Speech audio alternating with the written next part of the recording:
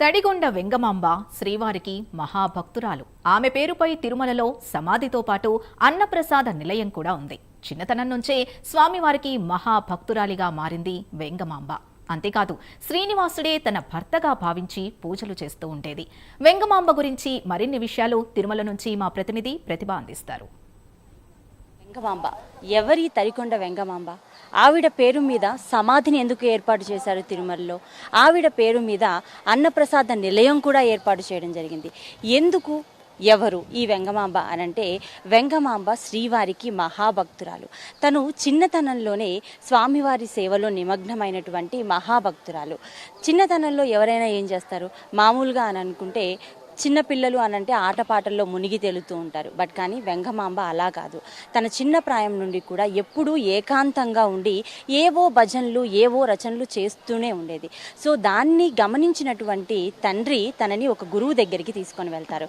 గురువు దగ్గరికి తీసుకెళ్ళి అక్కడే ఉండమని చెప్పినప్పుడు తను అక్కడ కూడా ఆ శ్రీవారి మీద ఉన్న మక్కువతో, ఆ శ్రీవారి మీద ఉన్న ప్రేమతో కూడా శ్రీవారికి జపం చేస్తూ శ్రీవారి మీద రచనలు పాటలు పాడుతూనే ఉండేది. దానిని గమనించిన తండ్రి ఇలా కాదు, ఎక్కువ భక్తిలో తను మునిగి తేలుతూ ఉంది అని గమనించినటువంటి తండ్రి తనకి ఇష్టం లేకపోయినా సరే ఒక అతన్ని తీసుకొచ్చి తనకి పెళ్లి చేయడం జరుగుతుంది. పెళ్లి చేసినా కూడా తన కలలో, వెంగమాంబ కలలో నేనే నీ భర్త అని శ్రీవారు చెప్పినట్టుగా అయితే తనకి పురాణాలు అయితే మనకి చెప్తూ ఉన్నాయి. తన భర్త శ్రీవారు అని చెప్పి గట్టిగా తను నమ్మి తన భర్త శ్రీవారే అని అనుకుని ఉండడం వల్ల తనకి పెళ్లి జరిగినా కూడా తనని తాకనివ్వకుండా కూడా ఆ భర్తని తనని ఎప్పుడూ కూడా తను నా భర్త అని వెంగమామ ఎప్పుడూ కూడా ఫీల్ అవ్వలేదు. తన భర్త ఎవరు అనంటే సాక్షాత్తు ఆ శ్రీనివాసుడే అని అనుకుని తనకే జపం చేస్తూ తన భక్తి పారవస్యంలో ఎప్పుడూ మునిగి తేలుతూ ఉండేది. భర్త ఎలా అయినా సరే తనని ఆ భక్తి పారవస్యం నుంచి ఎలా అయితే తన భక్తి ఉందో ఆ భక్తి పారవస్యం నుంచి తనని మరలించాలి అని ఎన్నో ప్రయత్నాలు చేసినప్పటికీ కూడా అది మాత్రం ఫలించలేదు. తను మాత్రం ఎప్పుడూ ఆ శ్రీవారి సేవలోనే తరిస్తూ ఉండేది. ఇదిలా గడుస్తూ ఉండగా తనని తాకనైనా తాకకుండానే యుక్త వయసు వచ్చేసరికి భర్త చనిపోవడం జరుగుతుంది. భర్త చనిపోయిన తర్వాత ఊర్లో ఉన్న వాళ్ళందరూ కూడా ఈవిడ విధవ, ఈవిడ ఎందుకు ఇలా ఉంది అని చెప్పేసి అందరూ కూడా, ఆవిడ విధవ అయినప్పటికీ కూడా భర్త చనిపోయిన వాళ్ళు సాధారణంగా అయితే బొట్టు గాజులు ఇవన్నీ తీసేయడం అనేది సాంప్రదాయం. అప్పుడు మరి ఇంకా ఎక్కువగా ఫాలో అయ్యేవాళ్ళు కాబట్టి ఆ సాంప్రదాయాలు ఈవిడ ఫాలో అవ్వట్లేదు, ఈవిడ వాటిని ధిక్కరించింది. ఎందుకు అలంకారం చేసుకొని ఎప్పుడూ కూడా ఆ దేవుడి సేవలోనే ఉంటుంది అని చెప్పి అక్కడ ఊరి వాళ్ళు అయితే ఆవిడని నానా రకాలైన ఇబ్బందులు పెట్టడం జరిగింది. ఎన్ని ఇబ్బందులు పెట్టినా సరే ఆవిడ మాత్రం నా భర్త శ్రీవారే, ఆ శ్రీనివాసుడే అని చెప్పి తను మాత్రం ఎప్పుడు అలంకరించుకొని ఆ భక్తి పారవస్యంలో ఆ భక్తి చేసుకుంటూ తన రచనలు తన పాటలు అదే ధ్యేయంగా తను ఉంటూ ఉండేదన్నమాట. అప్పుడు తన తండ్రి దానిని గమనించి, ఆ తండ్రి ఇలా కాదు, తను ఇలా ఉన్నంత వరకు కూడా ఊరి జనాలు తననైతే ఇక్కడ ఉండనివ్వరు అని అనుకుని తను ఇక్కడ ఉండొద్దు అని చెప్పడం జరిగింది. అదేవిధంగా తిరుమలలో ఈ విషయం తెలిసి శ్రీవారి మీద ఇంత భక్తితో ఇంత భక్తురాలు ఉంది అని తెలిసి ఆవిడ్ని ఎలా అయినా ఇక్కడికి తీసుకురావాలి అని చెప్పి తిరుమలకు తీసుకురావడం జరిగింది. అలా వెంగమాంబ తిరుమలకు వచ్చింది. తిరుమలకు వచ్చిన తర్వాత అయినా తన కష్టాలు ఏమన్నా తీరాయా అని అంటే అది లేదు. తిరుమలకి ఆ శ్రీవారి సేవలో ఉందాము అని అనుకుని వచ్చిన వెంగమాంబకి ఎప్పుడూ కష్టాల కడలే ముందుగా అయితే కనిపించింది. తను ఎండ వాన అని తెలియకుండా ఎప్పుడు ఆ ఎండలో కానీ ఇక్కడ ఉండడానికి స్థలమే లేదు తిరుమలలో. ఆ శ్రీవారే నా భర్త అని అనుకుని వచ్చిన వెంగమాంబకి ఎండైనా పర్లేదు, చీకటైనా పర్లేదు, వెలుతురైనా పర్లేదు అని అనుకొని ఆవిడ అలానే వానలో తడుస్తూ అలానే ఉండింది. అలా కొన్ని రోజులు గడిచిన తర్వాత, ఏంటి స్వామి నువ్వు నా శ్రీవారు అని నాకు కల్లో కనిపించి చెప్పావు, ఒక భార్యని చూసుకునే పద్ధతి ఇదేనా అని చెప్పి వెంగమాంబ ఆ శ్రీవారిని అడుగగా శ్రీవారు సాక్షాత్కరించి ఆవిడకు, నువ్వు తిరుమలలో ఉండాలి అనంటే నీకు తెలుసు కదా, నా వక్షస్థలంలో ఉన్నది, నా హృదయంలో ఉన్నది మహాలక్ష్మి.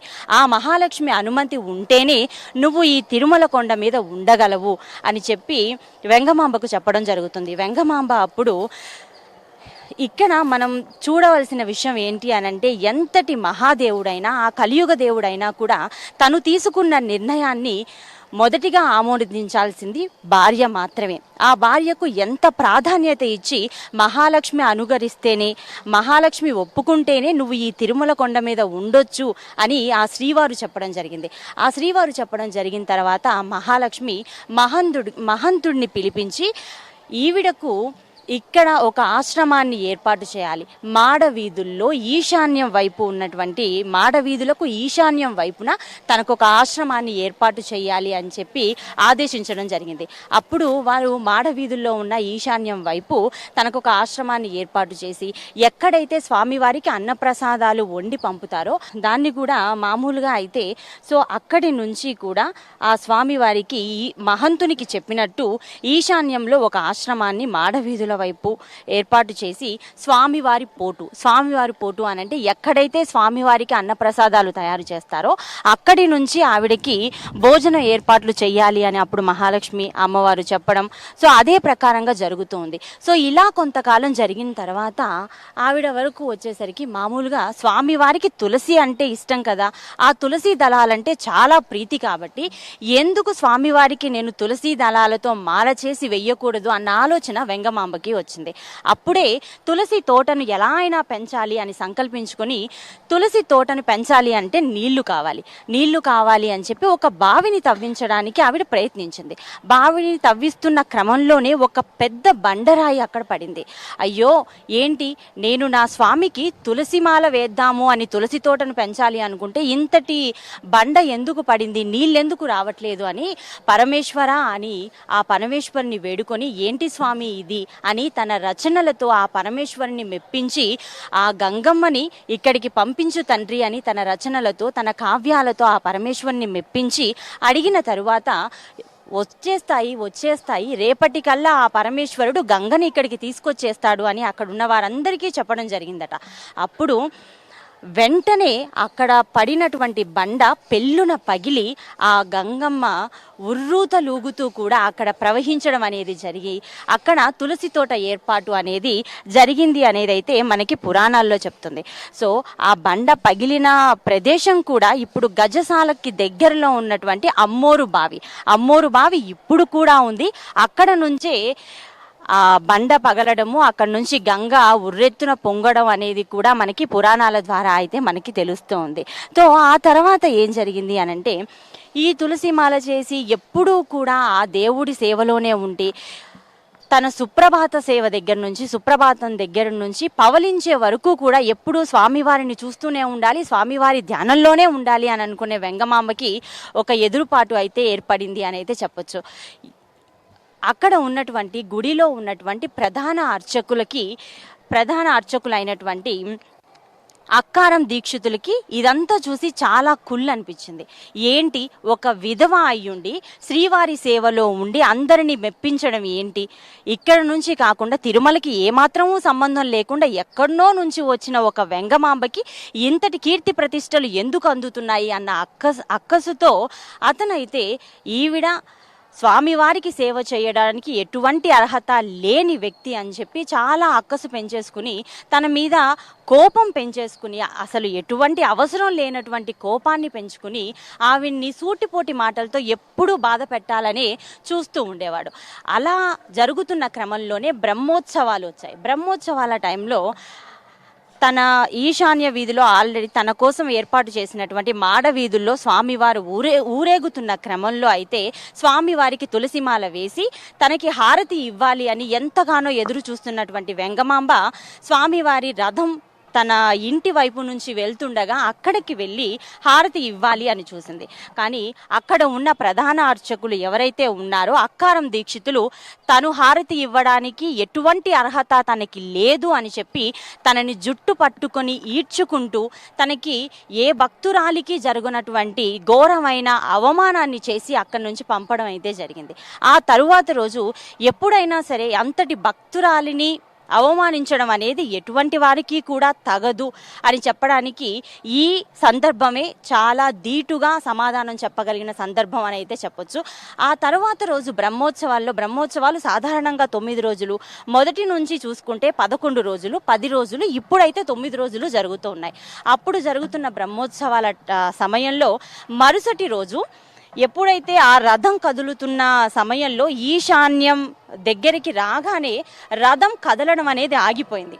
అందరూ కూడా ఎంతమంది ప్రయత్నించినా ఎంత లాగినా కూడా ఆ రథం ముందుకు వెళ్ళకపోవడాన్ని గమనించిన చాలామంది అర్చకులు అయితే ప్రధాన అర్చకులకు చెప్పడం జరుగుతుంది, స్వామి నిన్న మీరు వెంగమాంబకి చాలా పెద్ద అవమానం చేశారు, అందుకనే ఈరోజు రథం కదలట్లేదు అని చెప్పినా కూడా దీక్షితులు అలాంటిది ఏమీ ఉండదు, అలాంటిది కానే కాదు, ఒక విధవ హారతి ఇవ్వకపోతే స్వామివారు అనుగ్రహించరా అని చెప్పి ఎంతో మూఢంగా మూర్ఖుల్లాగా మాట్లాడడం జరిగింది. అయినా కూడా ఈ అర్చకులు వినకుండా ఇదంతా స్వామివారి మహిమే అని అనుకుని ఆ వెంగమాంబ దగ్గరికి వెళ్ళి, తల్లి నిన్న నీకు అవమానం చేసింది చాలా పెద్ద పొరపాటు, మా పొరపాటును మేము ఒప్పుకుంటున్నాము, మీరొచ్చి స్వామివారికి హారతి ఇవ్వండి, మీరు హారతి ఇస్తే తప్ప స్వామివారి రథం కదలదు అని ఆవిడని అడగడం జరిగింది. అప్పటికీ కూడా ఆవిడ తనకు జరిగిన అవమానాన్ని చాలా బోరున ఏడుస్తూ, స్వామి ఇదేనా నీ మీద భక్తితో ఉన్న నాకు జరిగిన సంఘటన అనేది ఇంకెవరికి జరగకూడదు, ఇదేనా నువ్వు నాకు ఇచ్చే గౌరవం అని చెప్పి ఆవిడ కన్నీరు మున్నీరుగా ఏడుస్తున్న సమయంలో ఈ అర్చకులు అక్కడికి వెళ్ళి తనకి రథం కదలట్లేదు అని చెప్పడం, ఇవన్నీ విన్న ఆ వెంగమాంబ రథం దగ్గరికి వచ్చి తులసిమాల స్వామివారికి సమర్పించి స్వామివారికి హారతి ఇచ్చిన తరువాతనే స్వామివారి రథం కదిలింది. అప్పుడే అక్కడ ఉన్నటువంటి భక్తులకు కానీ అర్చకులకు కానీ ఈవిడ ఇంత భక్తి పరురాలా, ఈవిడ భక్తికి సాక్షాత్తు ఆ శ్రీనివాసుడే మెచ్చి రథాన్ని కదలకుండా చేశాడు, ఆ శ్రీనివాసుడే అక్కడి నుంచి కదలలేదు, ఆ వెంగమాంబ భక్తికి పారవశ్యమైనటువంటి ఆ శ్రీనివాసుడు అక్కడే కదిలాడు అని అప్పుడే అందరికీ ఆవిడ భక్తి గురించి అర్చకులకైతేనేమి భక్తులకైతే ఏమి ఆ రోజే వెంగమాంబ ఎంత భక్తి ఉంది స్వామి మీద అనేది అందరికీ అప్పుడు తెలిసింది. ఇలా చెప్పుకుంటూ పోతే చాలా సందర్భాలు వెంగమాంబ గురించి మనం చెప్పుకోవాల్సి వస్తుంది. ఇంకా ఆ తర్వాత వెంగమాంబని చూడడానికి తన భక్తిని గురించి మాట్లాడుకుంటూ చాలా మంది భక్తులు ఆవిడ్ని చూడడానికి తండోపతండాలుగా తరలి వస్తున్నారు. ఈ క్రమంలో ఆవిడకు అయితే స్వామిని ధ్యానించడానికే సమయం లేక, స్వామి ఏంటిది నేను ధ్యానించడానికే నాకు సమయం లేకుండా పోయిందే అని చెప్పి స్వామివారిని వేడుకోగా స్వామివారు తనకి నువ్వు ఒక్కసారి కళ్ళు మూసుకో అని చెప్పారట. ఆమె తను కళ్ళు మూసుకొని కళ్ళు తెరిసే వరకు, కళ్ళు తెరిచేసరికి దట్టమైన అడవులు ఉన్నటువంటి ఒక ప్రదేశం, అది కూడా తుంబూరు తీర్థం. తుంబూరు తీర్థంలో ఆవిడ దర్శనమివ్వడం జరిగింది. అదేంటి స్వామి నేను నిన్ను ధ్యానం చేసుకోవాలి కదా అని అడిగితే, ఇక్కడ అయితేనే నువ్వు అనుకున్నట్టుగా నాకు ధ్యానం చేసుకోగలవు అని స్వామివారు చెప్పారట. మరి నేను నిన్ను ధ్యానం అయితే చేసుకోగలను కానీ నీకు నేను హారతి ఇవ్వకుండా, నీకు తులసిమాలను సమర్పించకుండా నేనైతే ఉండలేను స్వామి అని అప్పుడు వెంగమాంబ అడగగా అప్పుడు స్వామివారు నవ్వుతూ, నువ్వు తుంబూరు తీర్థంలో ఇక్కడ ఉండి నువ్వు నన్ను ధ్యానించుకుంటావు, ఇక్కడ ఒక గుహ ఏర్పాటు చేశాను, ఆ గుహ బిలం నుంచి నువ్వు నేరుగా ఆనంద నిలయానికి వచ్చి నాకు హారతి ఇస్తావు, నువ్వు హారతి ఇచ్చిన తరువాతనే నేను పవలిస్తాను అని చెప్పి స్వామివారు వెంగమాంబకి దర్శనం ఇచ్చి చెప్పడం అయితే జరిగింది అని అయితే మనకి పురాణాల ద్వారా అయితే తెలుస్తూ ఉన్న పరిస్థితి ఉంది. ఇప్పటికీ కూడా తిరుమలలో ప్రతిరోజు నాకు జరిగే పూజలో శ్రీవారు సాక్షాత్కరించి తిరుమలలో ఎప్పటికైనా కలియుగాంతం వరకు కూడా నాకు జరిగే చివరి పూజ, చివరి హారతి నువ్వే ఇస్తావు అని చెప్పి ఆ రోజు ఆవిడకి మాట ఇవ్వడం జరిగింది. మరి ఎలా ఇస్తారు, ఆవిడకి వివాహం కాలేదు కదా, ఆవిడకు పిల్లలు లేరు కదా అని అనుకుంటే ఆవిడ ఒకరిని దత్తతి తీసుకొని ఆ వంశీయులు ఎవరైతే ఉన్నారో వారి తదనంతరం కూడా ఆ వంశీయులు అందరూ కూడా వారు మాత్రం ప్రత్యక్షంగా భౌతికంగా స్వామివారి సేవలో స్వామివారి చివరి హారతిలో నుంచుంటారు. కానీ ఎక్కడైతే తను సజీవ సమాధి అయిందో ఆ సమాధి దగ్గర నుంచే స్వామివారికి ఆవిడ హారతి ఇవ్వడం, అది ఆ శ్రీనివాసుడికి ఈ వెంగమాంబకు మాత్రమే కనిపిస్తూ ఉంటుంది అని చెప్పి ఆ రోజు స్వామివారు చెప్పారు. ఇంకొక విషయం చెప్పుకోవాలి అని అంటే ఈ వెంకటాచల క్షేత్రం గురించి వెంకటాచల మహత్యం అని చెప్పి ఒక గ్రంథం సాక్షాత్తు స్వామివారే వెంగమాంబ చేత రాయించుకుని ఉన్నటువంటి ఆ గ్రంథాన్ని ఇప్పటికీ కూడా ఇక్కడ తిరుమలలో అమ్ముతూ ఉంటారట. ఆ వెంకటాచల మహత్యం ఆ పుస్తకాన్ని ఎవరు తీసుకొని చదువుకున్నా అంటే ఎక్కువగా అయితే పెళ్లి కాని వారు, పెళ్లి అవ్వాలి అని అనుకున్న ఆడ కానీ మగవారు కానీ ఆ వెంకటాచల మహత్యం పుస్తకాన్ని చదివితే ఖచ్చితంగా పెళ్లి అవుతుంది అన్న నానుడి ఉంది. సో ఇప్పటికీ కూడా ఈవిడ చరిత్ర గురించి, వెంగమాంబ చరిత్ర గురించి చెప్పడానికి చాలా ఉంది. బట్ కానీ మనకి చాలా సమయం తక్కువగా ఉంది కాబట్టి నేను ఇంతవరకు నాకు తెలిసిన విషయాన్ని నేను మీ అందరితో